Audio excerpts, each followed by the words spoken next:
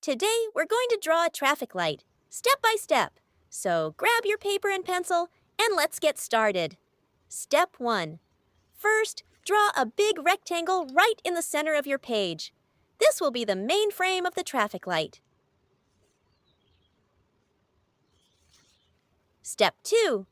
Now, let's draw 2 straight horizontal lines under the rectangle. This is the body or stand of the traffic signal.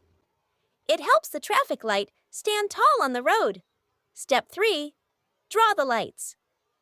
Inside the big rectangle, draw 3 small circles, one on top of the other.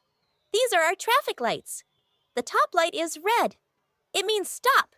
The middle light is yellow. It means slow down. The bottom light is green. It means go.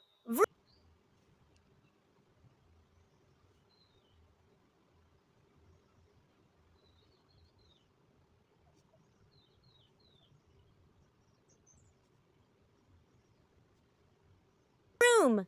Color time. Use brown for the traffic light body and stand.